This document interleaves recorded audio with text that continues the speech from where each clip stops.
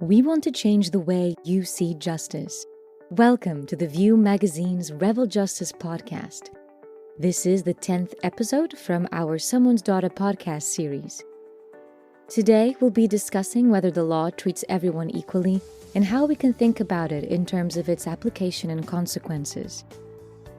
Today's panel includes Sarah Kirkpatrick, the Chief Executive of Welsh Women's Aid, Ryan Jackson, Acceleron Learning's Chief Executive and Life Skills Expert, Holly Bright from The View magazine, and His Honor Judge Jinder Singh Boora, a circuit judge. They will speak about their views on whether the law treats everyone equally, and if not, what steps can we take to address that? Thank you all so much for coming. So I'll start with you, Holly. Does the law treat everyone equally? What are your thoughts?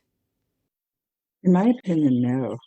There's a vast difference, sometimes according to socioeconomic status of the person, in America in particular, and also a racial divide.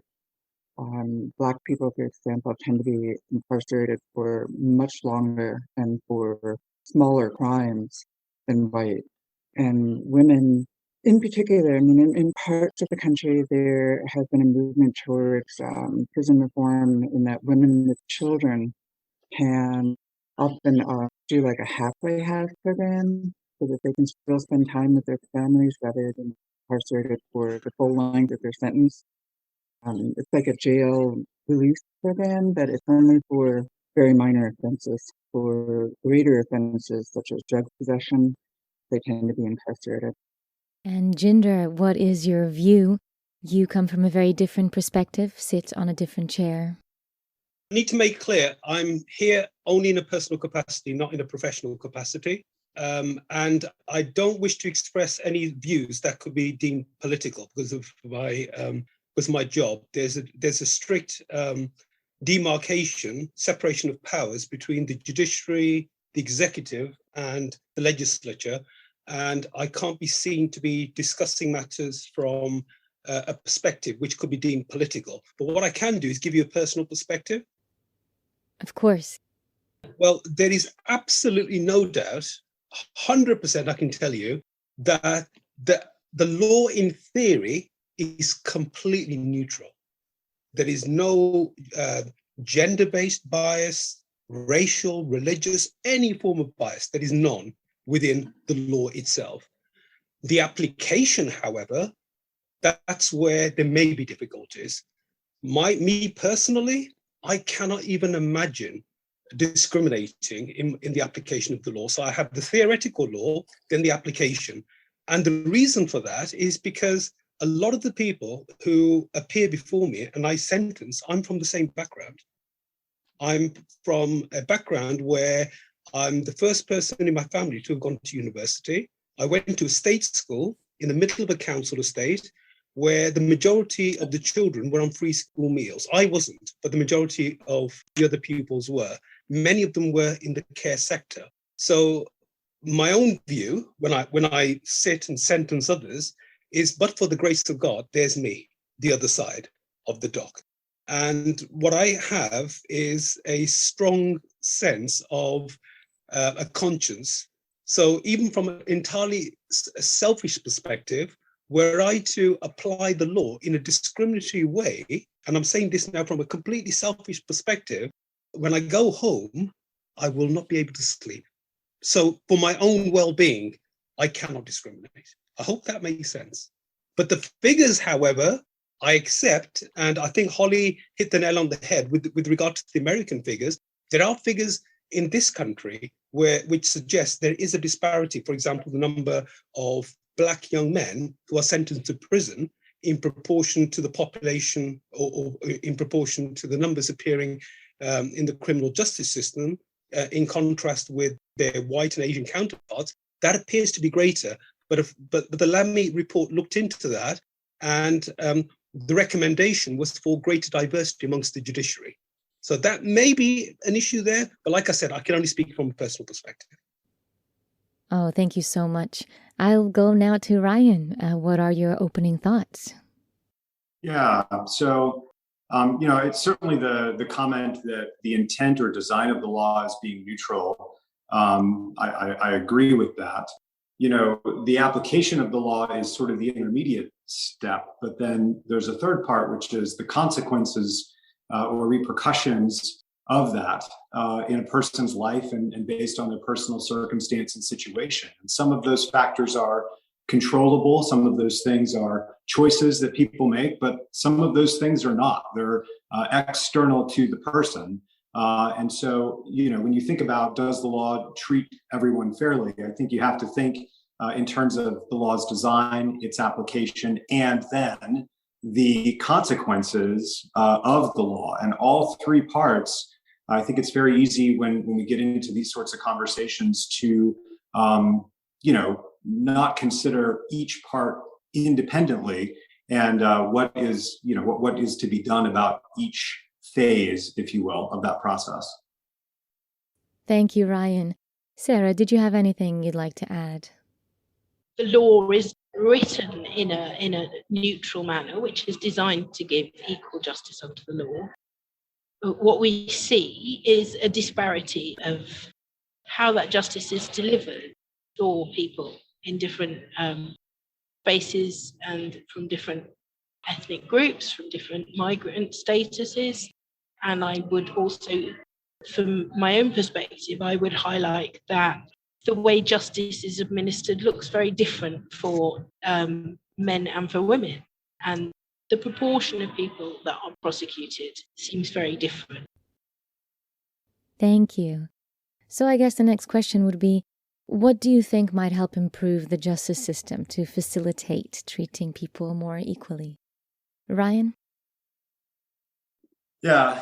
As it's going to become very evident, if it hasn't already, I'm a process-oriented person. And so, obviously you think about what can be done preventatively on the front end, what can be done in terms of when somebody becomes justice involved, that things are done right in the right way as they enter the justice system, as they're in it, and as they exit. And so, again, I'm thinking in terms of process that each one of those requires some improvement. And so, in the United States here, there's obviously a lot of talk around sentencing reform, minimum sentencing guidelines, the way that plea bargains are handled, all of those sorts of things on the front end of the process.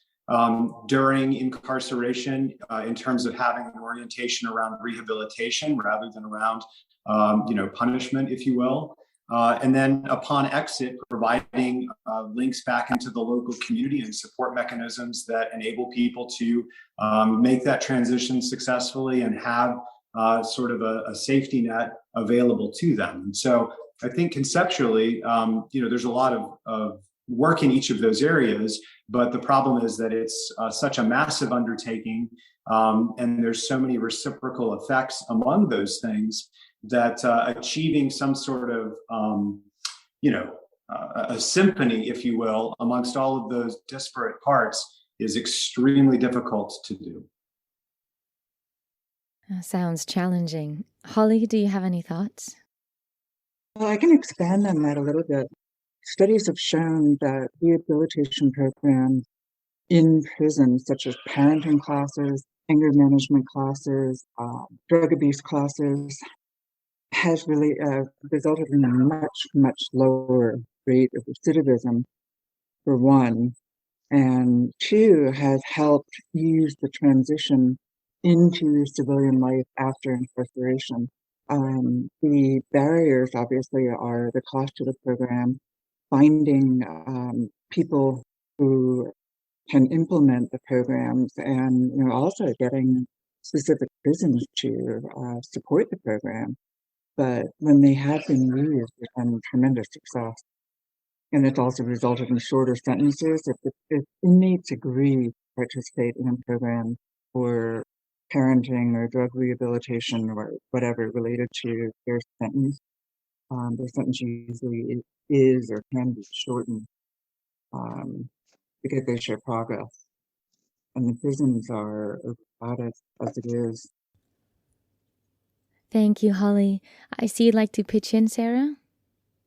It strikes me that both the Ryan and Holly, you've talked about once people are within the justice system and how we process them through the justice system and how they come out the other side and sort of the likelihood of recidivism and such things. And I guess for me, one of my wonders and the journey I went on in my head when I thought about does the law treat everyone equally was not once I'd managed to get someone convicted and incarcerated, but actually that entry point, that question of does everyone have equal access to justice? Do we actually push everybody through the same sausage machine? I completely understand that rehabilitation programs have a really powerful impact for some people, but only some people will ever be exposed to those rehabilitation programs because only some people actually are dealt that hand by the justice system. So while as someone who's formerly worked on rehabilitation programs, I think they have a huge value. I'm just thinking about how we target our interventions at a certain group and whether that is fair and equitable. So yeah, it's really interesting to sort of hear the way that both of you went for that rehabilitation aspect that I think is hugely powerful. And I guess that was where my head went. Thank you, Sarah. Jinder, may I come to you now? Any thoughts on how we can make the justice system a little more equal? Okay, now going back to what I said earlier, I can't say anything that can be deemed political, but can I just say something about my personal experience? My experience is about 80% of the people who come to the criminal courts and get themselves or have found themselves in difficulties with crime, the police, the underlying cause is drugs and or alcohol. Yeah. Now, and I think even 80% may be an underestimate. Now, my own view is we should be looking at crime not simply as behavioral, but also as a societal problem, and be looking at it as a public health issue as well as a law enforcement issue. Thank you. Ryan. Yeah, I'll just add in terms of statistics, certainly in the United States, in addition to the drug issue, mental health alongside it, or if not being sort of a precursor, the drug use is oftentimes a coping mechanism for mental health issues. And so when we think about sort of the front end of this, it's as much about mental health care and access to programs and everything that goes on from that vantage point before people turn to substance abuse as a coping mechanism, which then puts them into, all of the things. Thank you. Any more ideas regarding how it becomes so unequal if the law wasn't designed that way? Jinder? I think if we're living in, and I think we can all accept we're living in an unequal world, then we're going to have unequal outcomes. Because the reason why the vast majority of people who find themselves in difficulties with law enforcement are from perhaps the lowest 10-20% of the social economic strata of society is because that's the strata of society who has the fewest opportunities. That's the strata of society where people are most likely to be in care, where there's likely to be issues regarding whether both parents are in the same household, where there's difficulties with feeding themselves, drug dependency, mental health. So I think the inequality can often start. I mean, I'm not sure which psychologist performed the study, but there was a study, I think, from the United States from the 1960s, where it was found the die was cast with most children by the time they'd reached the age of 6 in terms of their future progression in life. There's exceptions, but unfortunately, if you have disadvantage in your very early years, it puts others in a position of having such a head start in front of you. It's very difficult to catch up with. Wow, thank you. Ryan? I'll give a real life example here. as part of what we're developing for England and Wales, we did a series of interviews with prison leavers, people who've been through the justice system. And I spoke with a woman who had been in care as a child and ended up in a youth facility and then ended up in an adult facility. So she had been interacting with the justice system and the social work system for her entire life. And we were talking specifically about her time in the youth facility, and this was a ways back. So I know that hopefully reforms are underway and ongoing. But her commentary was that as a child or a young person who is incarcerated, what she really most needed was a parent. And the way that the system was designed and the way that she was treated and interacted with in the facility, it was very rule-based or very situation-specific, but she needed guidance, she needed parenting is fundamentally what she said. And so there's an orientation in terms of how we interact with people who are justice involved that fundamentally should shift. And I think that there's an awareness that it needs to shift, but it's not happening nearly fast enough. Holly? So early intervention, starting when people are children, if they're from a single parent family, if one parent is incarcerated, if they're not going to have the advantages, maybe there can be programs designed to help them further along. There used to be big brothers and big sisters. There used to be much more of a social net than there is now. And that's going back like 50 years. In the last 40, 30 years, those programs have pretty much disappeared. Thank you. Holly, you were talking about early intervention. How would you see it would help the intervention for targeted groups?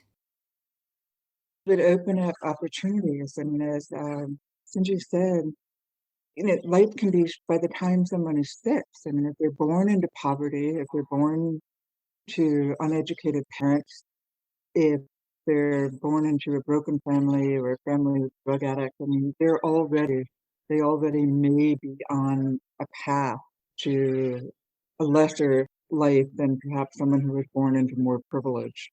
But there's a program called Bright Beginnings, but it's not available everywhere to everyone, and that I think part of the problem, because giving that opportunity to some but not all, again, some people down one path and allows other people to take another path. So if there were a social safety net of some kind that was more generally available, that might change the trajectory of the children's lives going forward.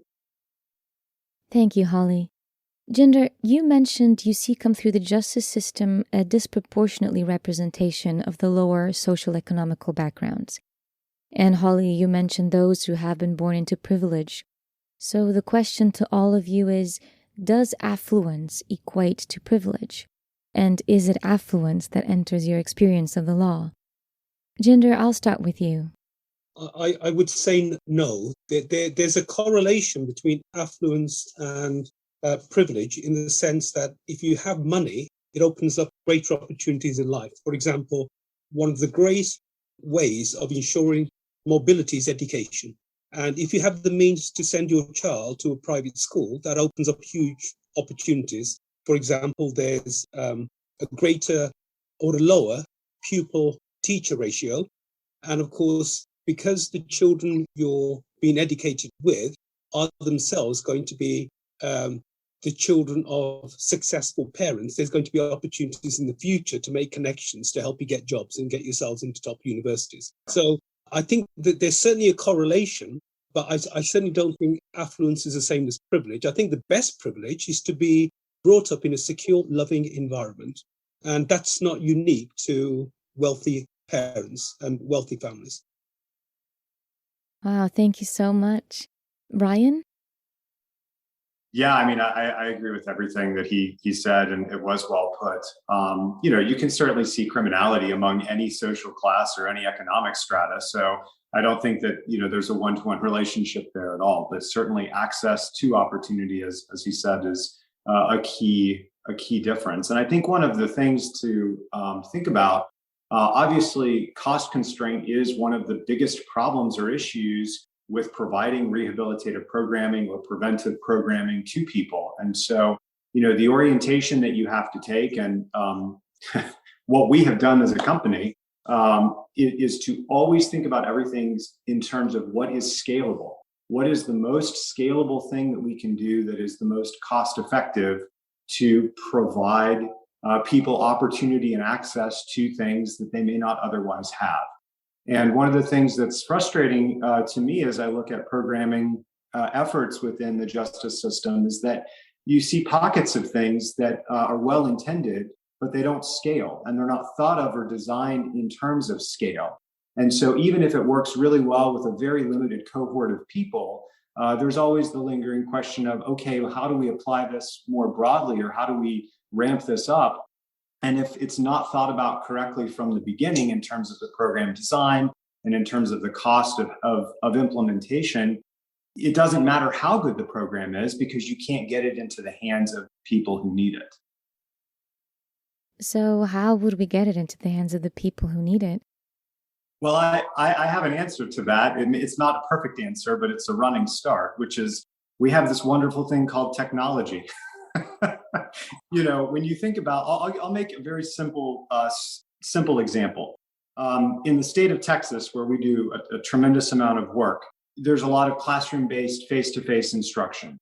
And when you think about 100 prison facilities, which that's approximately how many there are in Texas alone, that says something about criminal justice in the United States. But when you have 100 facilities in Texas alone, and you are physically shuffling people between facilities because certain facilities offer program A and certain facilities offer program B. And if you need access to program B, you have to be bused and relocated at that facility.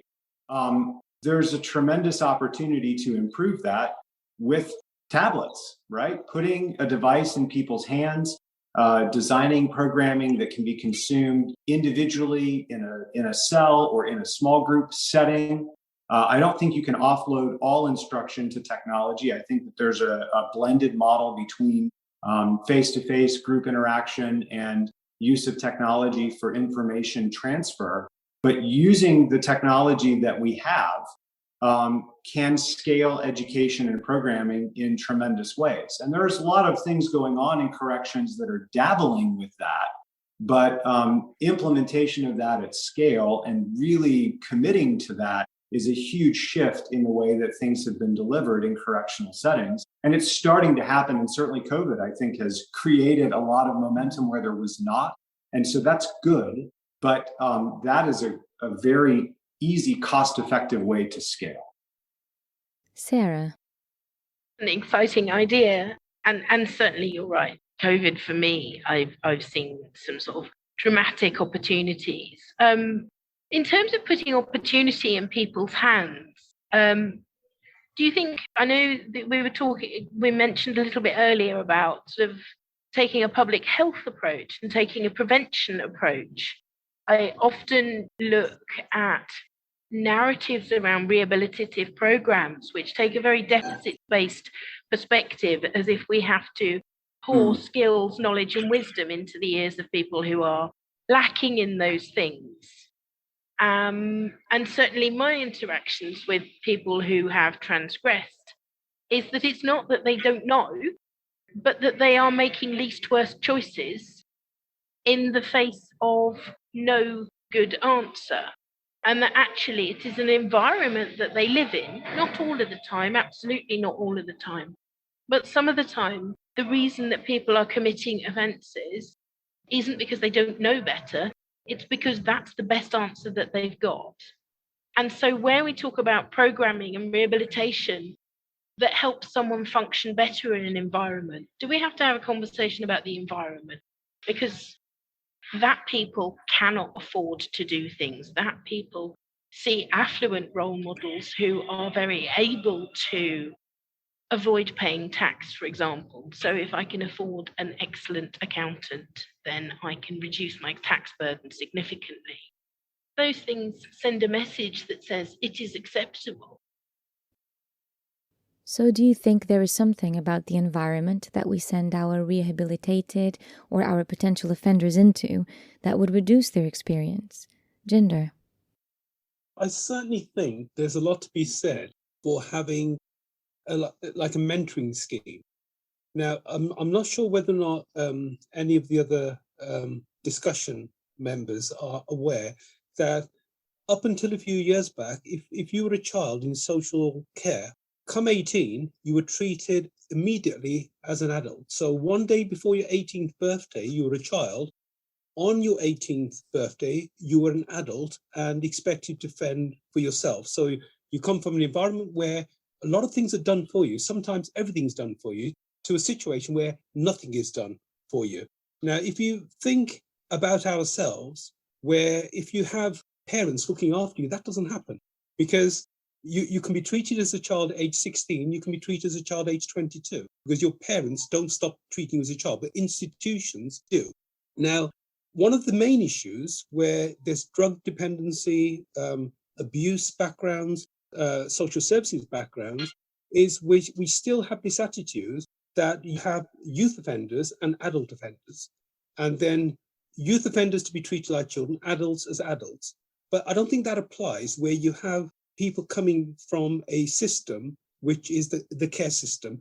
So if we now adapt the criminal justice system and law enforcement to what's happening now in social services, where there's continuing obligations beyond the age of 18 in the form of a mentoring scheme. So you have people keeping an eye on you and often helping financially, and certainly helping, for example, finding a home, opening up a bank account, helping you set up utility accounts, which of course parents tend to with their children.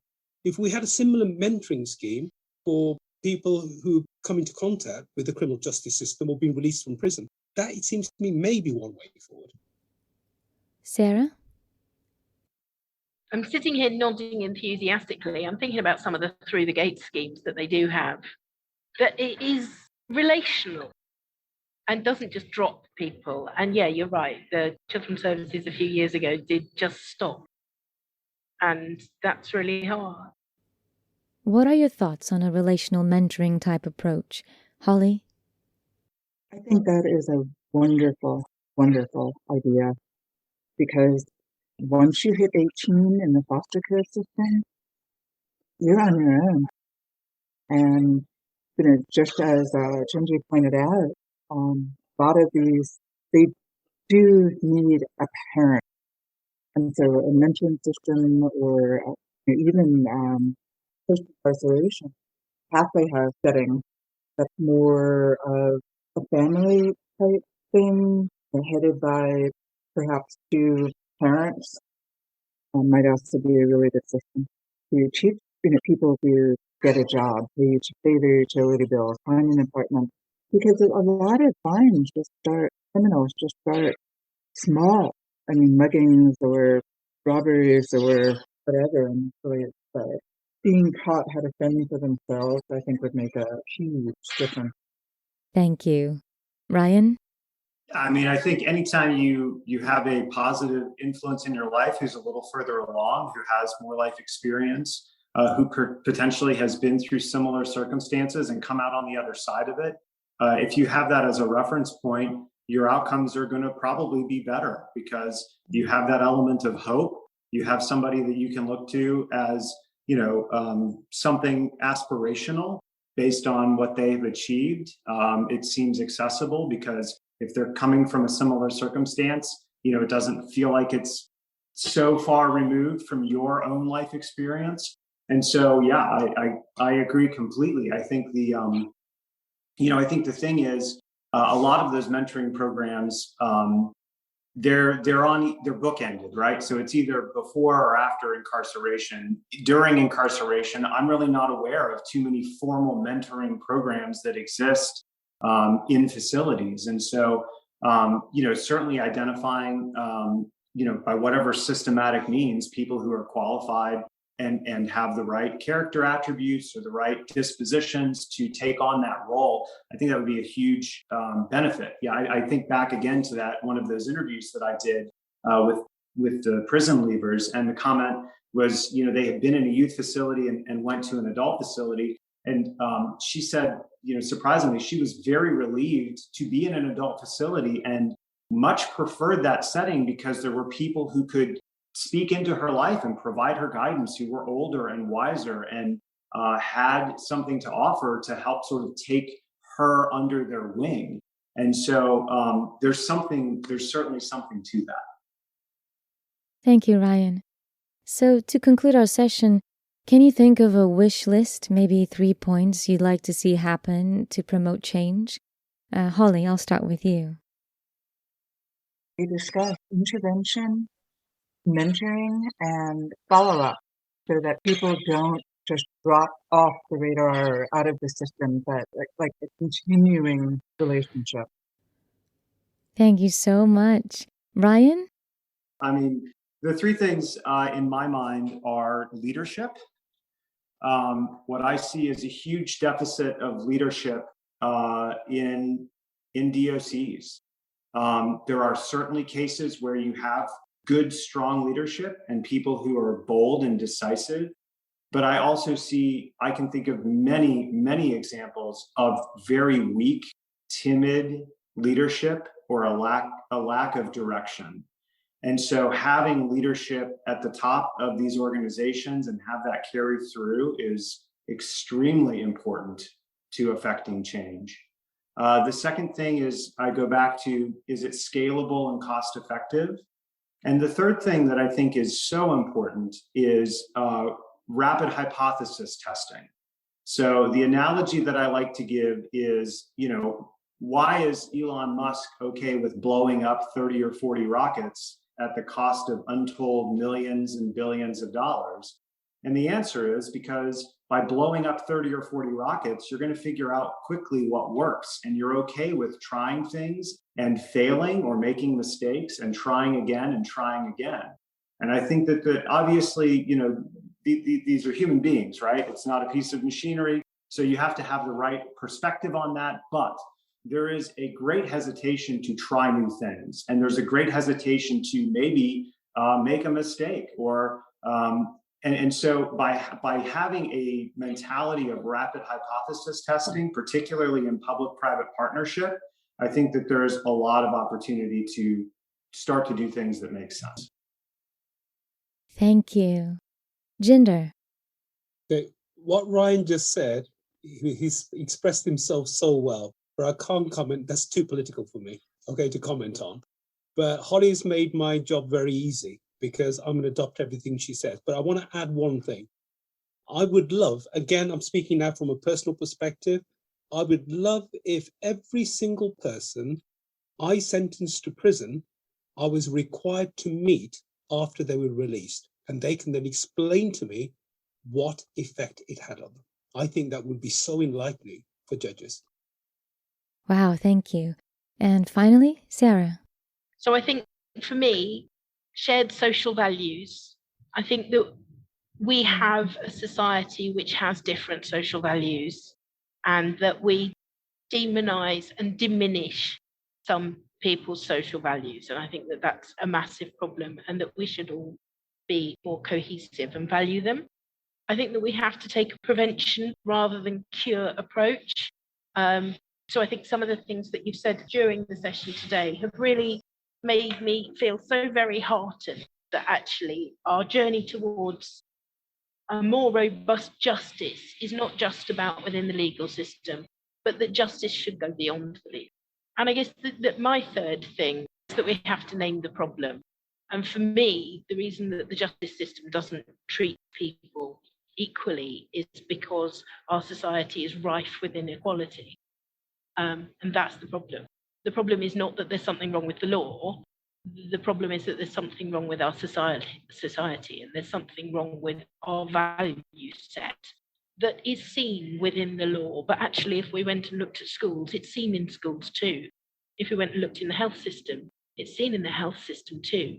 So the problem is the values and the system, not justice or whichever other bit we look at. So those would be my 3 things. Wow, thank you so much for your time. Sarah, Ryan, Holly, and Jinder, and for sharing with us your insights on whether the law treats everyone equally. This brings to a close our 10th podcast.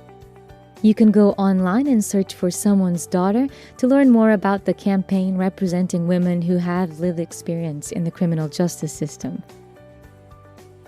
You can also read their stories on The View magazine and be inspired by their shocking narratives, but also by constructive solutions.